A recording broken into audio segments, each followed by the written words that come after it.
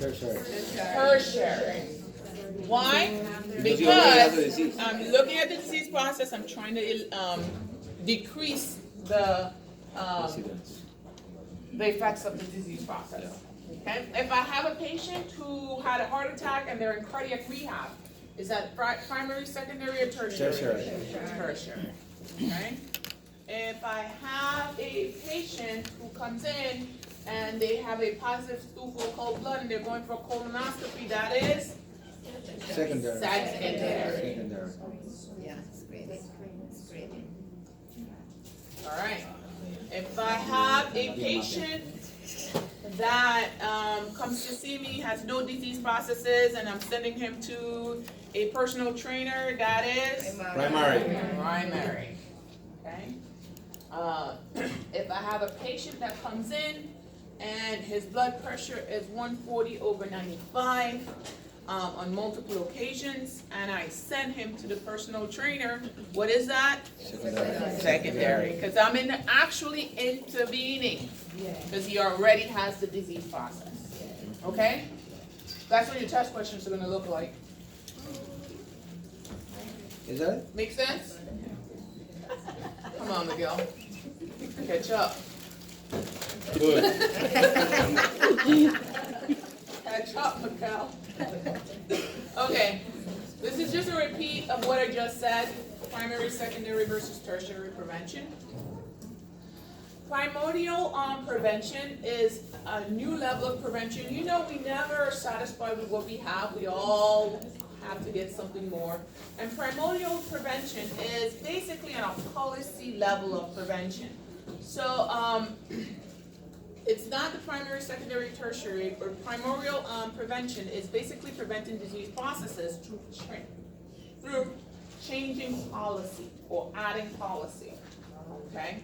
So it's actually aimed at effective health before at-risk lifestyles are adopted. Okay? So it's almost like what Michelle Obama did for school lunch. If I change the way kids eat in school, it would probably change the way they eat as adults. Okay? Make sense? Yes. All right. Tell me, how is epidemiology applied by health promotion and disease prevention?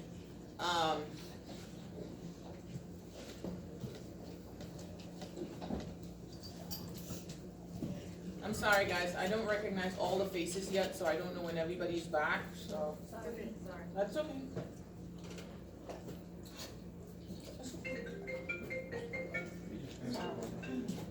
Oh, those doggone Macs. So, how do epidemiology apply to health promotion and disease prevention? By knowing our audience, yes. How else? Recognizing the diseases in the population and how to treat it. So, surveillancing. And what else? How do we study the effects of the disease? Doing research. Okay? All these are parameters of epidemiology that actually impact health promotion and disease prevention. Okay? Okay, so planning for health. Remember, in the past, health was focused on the absence of disease. Now we have now found out, many years later of doing it wrong, that the absence of disease does not equal health. Okay? There's a lot more to be factored into that equation. And so now, in 1979, the U.S. Department of Health and Human Resources says, you know what? We're going to outline measures of health, and we're going to put it in this one document. And in 10 years, we're going to achieve this optimal level of wellness in our communities. And in 1979 to 1980s, they created Healthy People 1990. And they had all these goals that were set to be reached by 1990. Well, when 1990 came, and they didn't achieve half of them, they said, we're going to make Healthy People 20, we made Healthy People 1990, then we made Healthy People 2000, and then we said, another decade of goals. And then after that, we made Healthy People 2010, another decade of goals. We sat, we didn't achieve any of those either. And then we made Healthy People 2010, or did I talk about 2010 already? Yes. Okay, we didn't do those. So we added on them and we made Healthy People 2020. Okay, we haven't achieved any of those either. We're getting closer, but we haven't. And now we're strategizing, and sometimes this summer, Healthy People 2030 will be out, because this is our next decade of goals. Okay, so these are basically call to action for the next 10 years to increase health and well-being of our populations in the United States at a national level. Okay?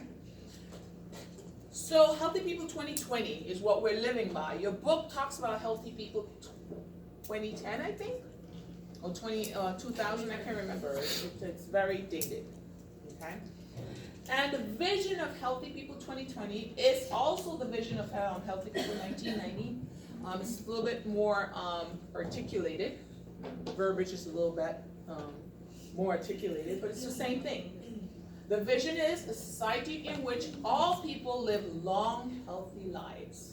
And with that, we had a mission to identify nationwide health improvement priorities, increase public awareness and understanding of the determinants of health, disease, and disability, and the opportunities for progress, provide measurable objectives and goals that are applicable at the national, state, and local levels, engage multiple sectors to take actions to strengthen policies and improve practices that are driven by the best available evidence and knowledge, and identify critical research evaluation and data collection. Those were the goals of Healthy People 2020. Well, these are also the goals of Healthy People 2030, but we've expanded them a little. And we're a little bit more strategic when we come up with the goals for Healthy People 2030, because now we're looking at measures that occurred during this last decade and seeing how we can expound upon them to make Healthy People 2030 a little bit more successful. Okay. So the overarching goals of Healthy People 2020 were to attain high quality, longer lives, free of preventable diseases, disability, injury, and premature deaths, achieve health equity, eliminate disparities, and improve the health of all groups. Okay? In the United States of America, this is no surprise to anyone, we have disparities in the level of education, socioeconomic status, we have disparities in health and welfare. Health equity.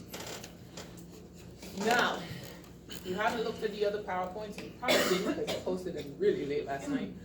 I want you to tell me if there's a difference between equity and equality.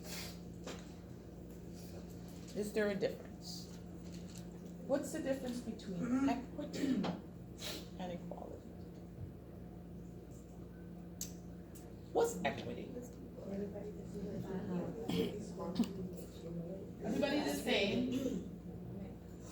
Investment giving, everyone has better access to the same type. Because like everybody has to face the same hurdles, so like giving people that have to face more hurdles a little bit more help, so that everyone can be on the same playing field, instead of just giving everybody the exact same thing, which would be equality. That's one of the important aspects. Equality means that we are all equal and we get the same thing. Equity means that we all have access to some form of the same thing. Okay, so I have a brain tumor. And I go to Baptist Hospital because I hear Dr. Vitaly Seelman is one of the best neurosurgeons this side of town. He's my neurosurgeon, of course, he's the best. You know, and so I want him, okay? Carolina has the same type of brain tumor, and she has Medicaid. And so she wants to see Dr. Seelman in his office, but his group doesn't take Medicaid, okay? But she has access to a neurosurgeon. Because in the Jackson Neurosurgery Clinic, there's a neurosurgeon that takes Medicaid. All right? Now, if I look at the skills level of Dr. Seelman and her surgeon, they were trained pretty much the same. Dr. Seelman may have better outcomes, but he's in a different hospital, but she still have access to a neurosurgeon. That's equity. That's equity. We both have access to a neurosurgeon. Okay? Now, if we had equality, she would be able to see Dr. Seelman, and I would be able to see Dr. Seelman. We would both be able to see Dr. Seelman. But the reality is equity. Equity means that we can still both have access to the care we need. Now, the level may be different, but it's still the same type of care. Okay? Equality means that we both have access to the exact same things. Now, achieving equality in a society such as ours, where capitalism is our mainstay, it's very difficult. Even in socialist countries, it's still not possible, okay? And in communist countries, even though they tell you everybody has the same access, it's not so, because somebody always pockets some money They somewhere, lie all the time. okay?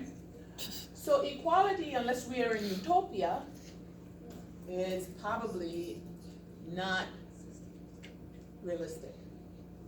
But equity is realistic. And equity is what we need to strive for, okay? Because everybody should have access. They may not have the same access, but they should have access. Now that's what we call capitalism, but we call it, what type of capitalism is it?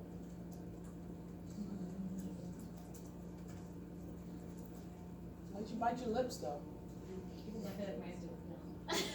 No? Tell me. What's your answer? Huh? There's no, you can't put socialism and capitalism in the same sentence. It's not possible.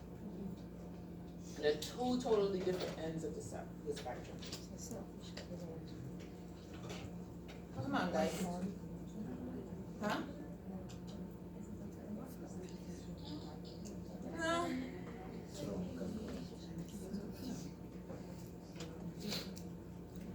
Come on, guys. Think about it. There's capitalism, dog eat dog. Okay. But there's capitalism that's a little bit more fair. What is it? It's a little more etiquette, a little bit more. You're looking for a word, right? Yes, one word.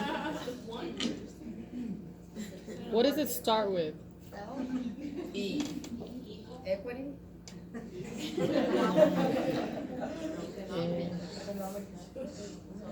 Economic, no. Easy going. Easy going. Easy going capitalism. Easy going. Think about fairness. Efficient? Efficient? No. Along those words. What? Equality?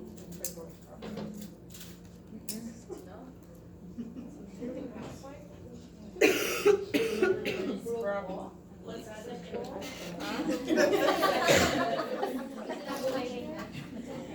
And it starts It's with an E. fair. Equalize. It's Liberal. I'm gonna make you say it at one point.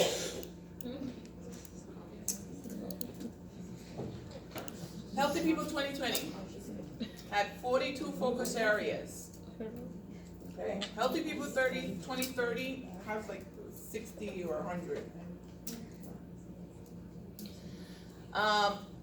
there are 12 leading indicators associated with Healthy People 2020. I'm gonna go there.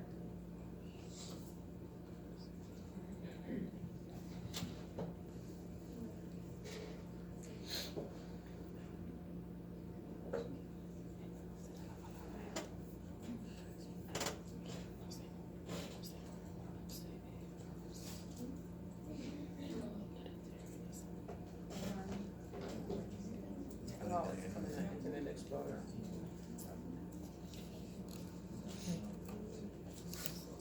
Okay, this is healthy, this is the actual Healthy People 2020 document. Anybody has ever looked at this?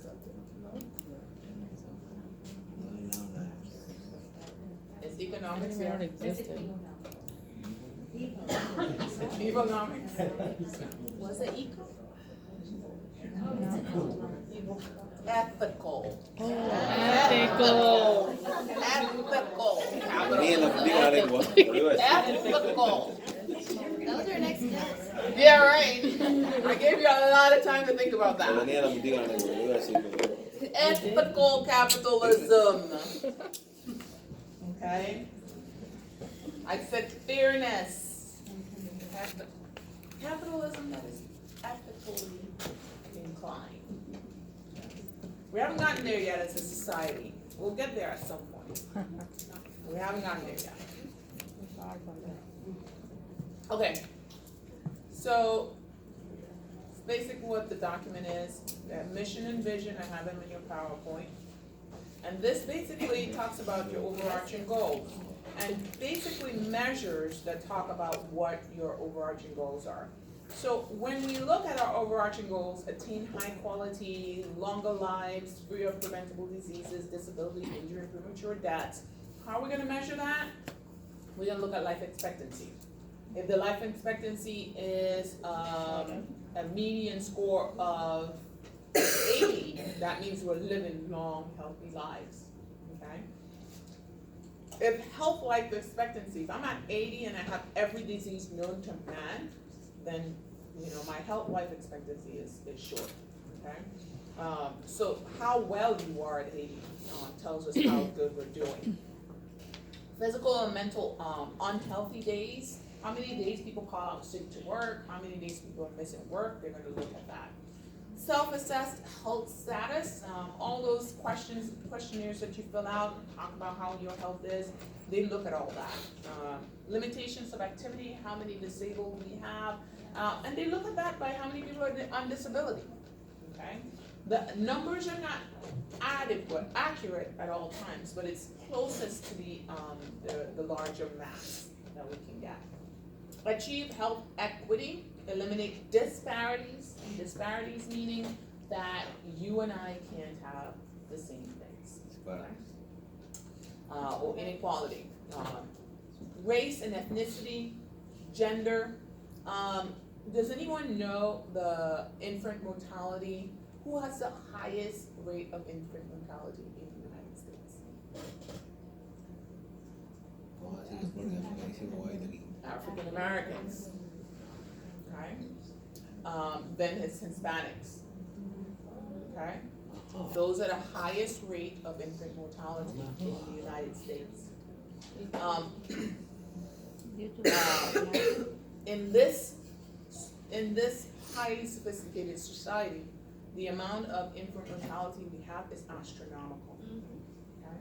In a third world country, you expect that, but in a country of ours, with the amount of technical advances that we have in our country, the amount of infant mortality and maternal deaths that we have, it is astronomical. It is significant. Okay? And we have the highest in the developed world.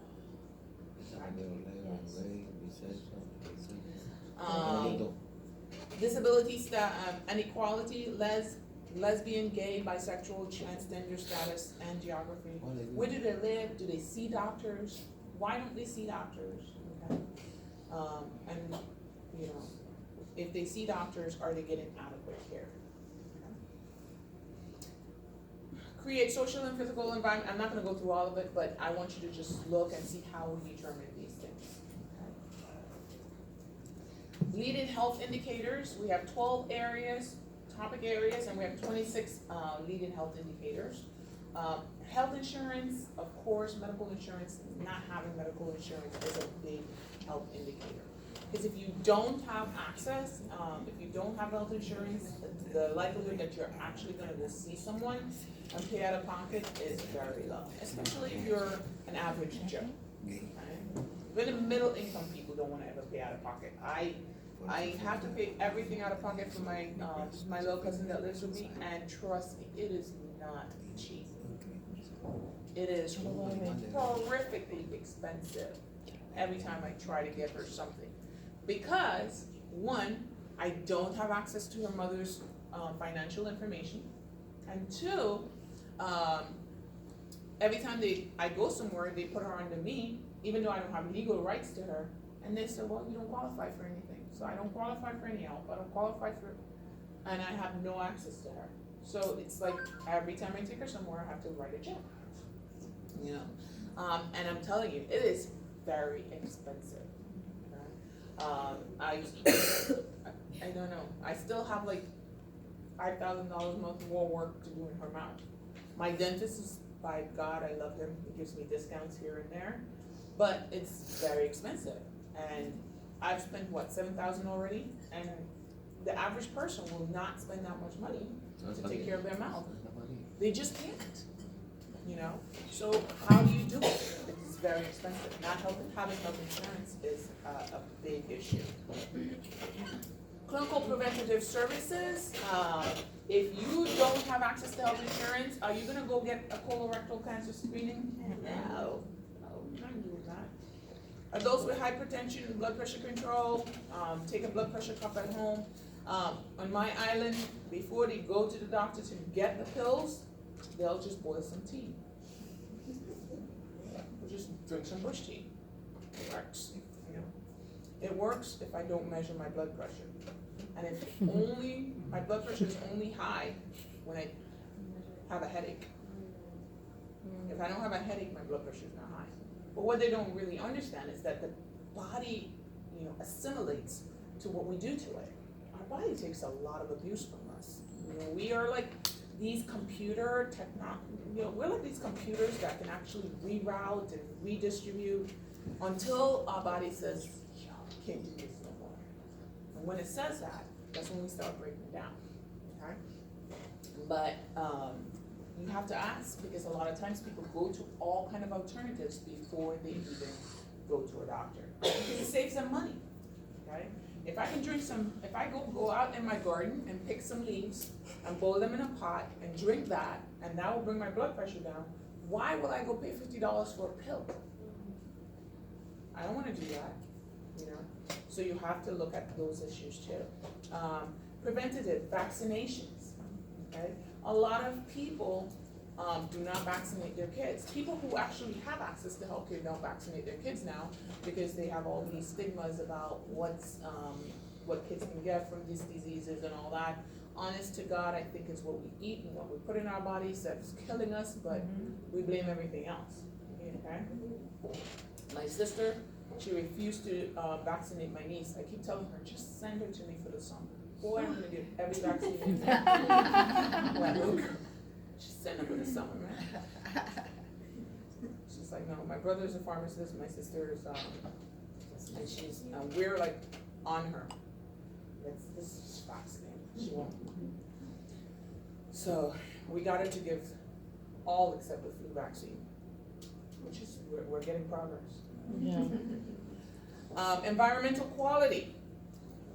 We seem to be sticking our heads in the sand saying that we don't have any environmental issues, but we have more than we can possibly handle. Fatal injuries, homicides, not wearing our seatbelts, okay? Young drinking and driving, young kids drinking and driving, another thing. Suicides, it's becoming so common.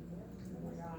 I know. I mean, I remember when thinking about suicide, I used to try to reach for someone I know.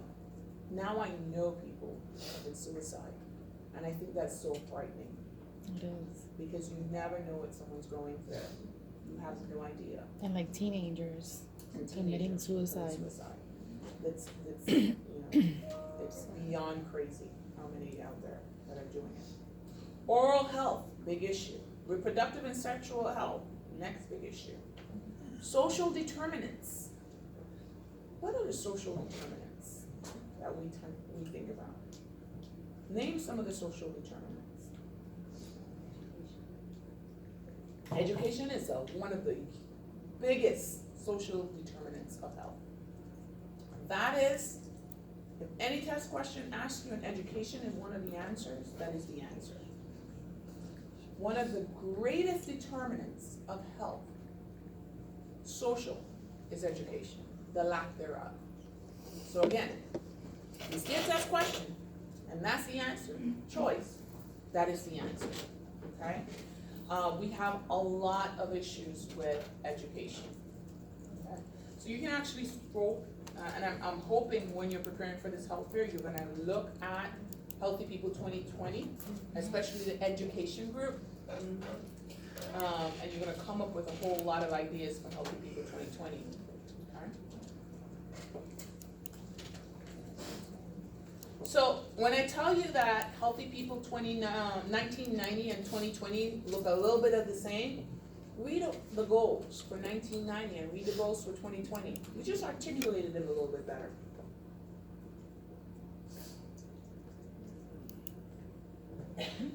Yeah, the same thing. Same thing. Just learn to Other articulate them words, better, yeah. okay? But we have not achieved any of these yet. See? Healthy People 2030, I put it on there for you. I want you to go on to the website, healthypeople.gov, and you will see the recommendations for approach to healthy people. There are lots of information on here you can use to guide how you're gonna, your framework as to how you're gonna put your health fair together. I empower you to use these tools.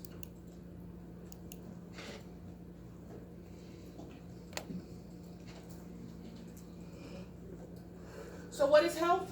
Wellness on a continuum. Health is a dichotomy. It is really not the absence of disease. It is how you feel. Wellness versus depletion of health. You can actually be well and have disease processes, okay? And you can actually feel well or be sick and feel like you're on top of the world, depending on where your mental frame of mind is, okay? There are different levels of health, but to achieve a high level of wellness, you have to be mentally, physically, psychologically, and socially in line. All of those have to be in line to be at your highest level of wellness, okay? And the negative end is basically, you know what, I have diabetes, I have hypertension, I like chocolate cake, I'm gonna eat it anyways. I'm just gonna sit here and I'm gonna die, but I'm gonna die eating and drinking what I love. Okay? Adaptation to disease processes. Again, wellness exists on a continuum. You have premature death versus high level of wellness on both ends. And the comfort zone, which is a false sense of comfort. I'm sorry, guys, I have to take this. Are you home? Okay. My niece snuck out of my house last semester, so now she has to tell me when she gets home every day. So if you're in class with me, I have to answer the phone at this time every day. She just made 16. Huh? Oh no, I have everything. Like I have my alarm that tells me the door opened 1 minute ago. So after 1 minute, I need a phone call that tells me that you're in the house. And it should not open again unless you text me and say you're going to take the dog out. And then that shouldn't take you more than 10 minutes to get back in my house. There's a lot. Yeah, I know.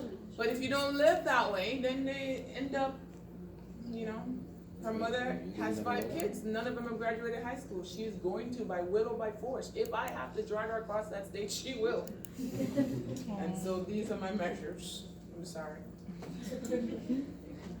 Health and wellness, the iceberg.